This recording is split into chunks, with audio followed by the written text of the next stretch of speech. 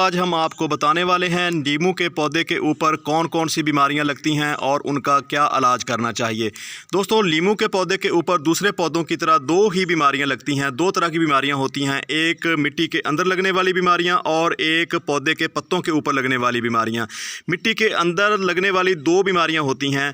पहली बीमारी है दोस्तों नीमाटोड की बीमारी। नीमाटोड वो बीमारी होती है, आपने बाज़ औक़ात देखा होगा जब आपका पौधा ग्रोथ नहीं कर रहा होता तो पौधे को जब ज़मीन से उखाड़ के आप देखते हैं तो पौधों की जड़ें एक गुब्बारे की मानद फूली हुई होती हैं, यानी एक जगह से मोटी मोटी आपको नज़र आती हैं। उसकी वजह ये होती है कि जो भी खुराक आप अपने पौधे को देते हैं वो खुराक पौधे के ब्रांचों तक पहुंचने की बजाय, पत्तों तक पहुंचने की बजाय वो खुराक नीचे ही उस जड़ तक ही महदूद रहती है। यानी नीमाटोड की बीमारी, जो आप खुराक उसको डालते हैं पौधे को, वो नीमाटोड की बीमारी उस खुराक को पौधे की ब्रांचों तक मुंतकिल होने नहीं देती।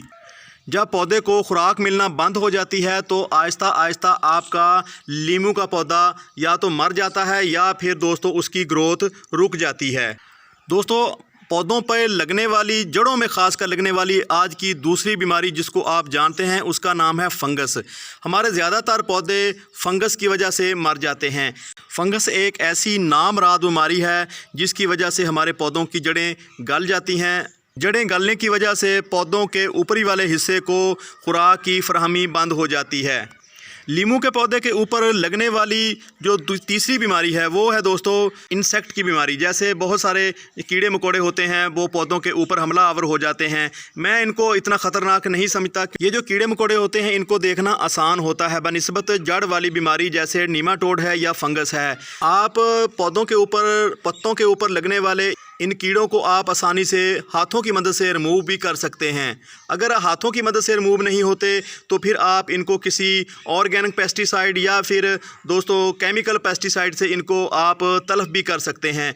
तीसरा, आप पानी की मदद से, तेज़ फुहार की मदद से, पानी के तेज़ फुहारे की मदद से इनको अपने पौधों के पत्तों से रिमूव भी कर सकते हैं। तो ये इसलिए मैं इनको इतना ख़तरनाक नहीं समझता। ये जो पत्तों के ऊपर इंसेक्ट लगते हैं या बीमारियाँ लगती हैं तो इनका ज़्यादातर जो हल है वो पानी से ही हो जाता है। दोस्तों, ये जो आप नींबू का पौधा देख रहे हैं ये देसी लेमन है।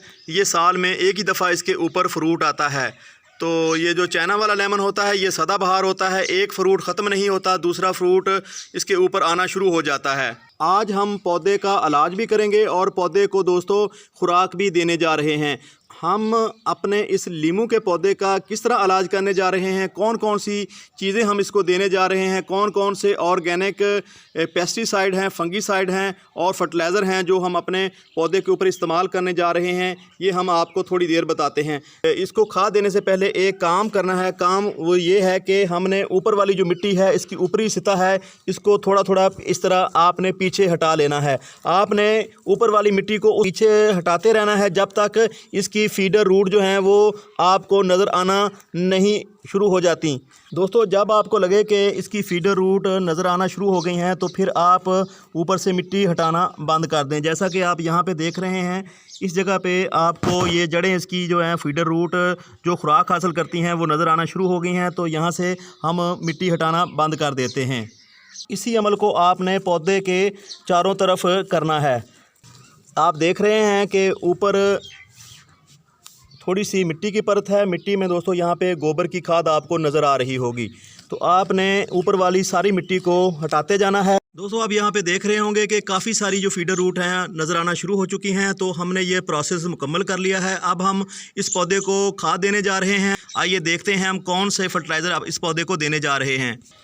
दोस्तों, आज का हमारा पहला फर्टिलाइज़र है कैल्शियम के रूप में ये जो चूना होता है, ये जो चाक होता है जिसके साथ हम ब्लैक बोर्ड के ऊपर लिखते हैं। दोस्तों, ये बीमारियों को रोकने में काफ़ी मददगार होता है।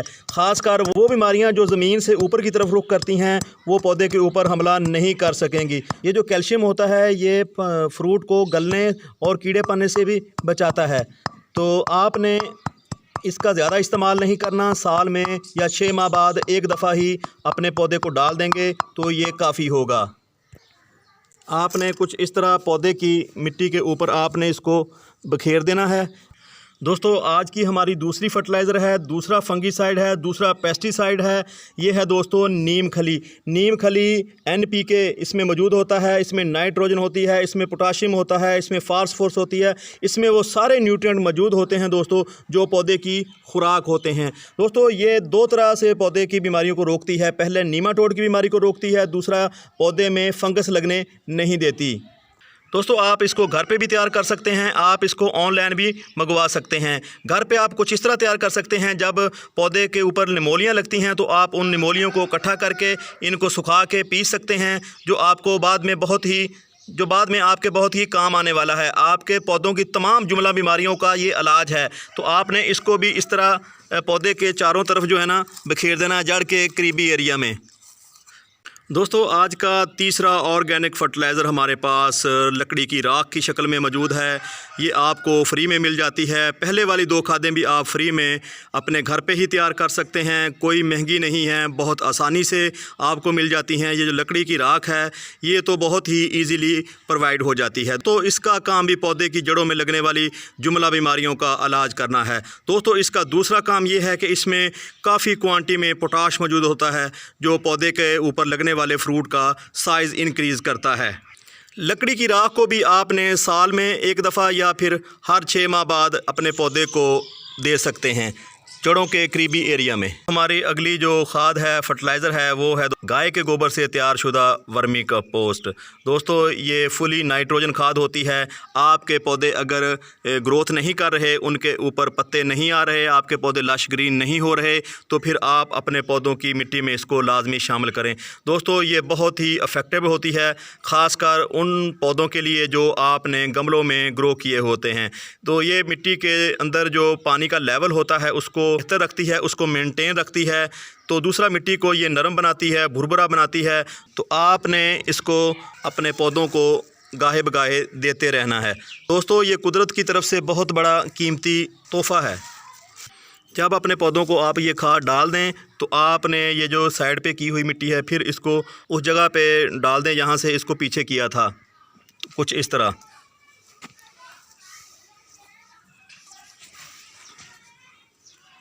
दोस्तों आप देखेंगे इन 3-4 खादों के इस्तेमाल से आपका पौधा चंद दिनों के अंदर लश ग्रीन हो जाएगा, और इसके अंदर कोई बीमारी अगर लगेगी तो वो पौधे के ऊपर इतना असर नहीं कर सकेगी। एक बार फिर इस बात को रिपीट करता हूँ कि ये जो वर्मी कंपोस्ट है या गाय का गोबर है, आप इसको महीने में एक बार इस्तेमाल कर सकते हैं। लकड़ी की राख, चूना और ये जो नीम खली है इसको आप 6 माह बाद या फिर उस वक्त जब आप पौधा लगा रहे हों, नई जगह पे ट्रांसप्लांट कर रहे हों या पौधा आप नया लगा रहे हों, तो उस वक्त ही आप इन 3 चीज़ों को इस्तेमाल करें। तो दोस्तों ये थी आज की वीडियो। मिलते हैं किसी अगली मालूमाती वीडियो के साथ। तब तक आपसे इजाज़त चाहते हैं। अल्लाह हाफिज़। अस्सलाम वालेकुम वरहमतुल्लाहि वबरकातुहू।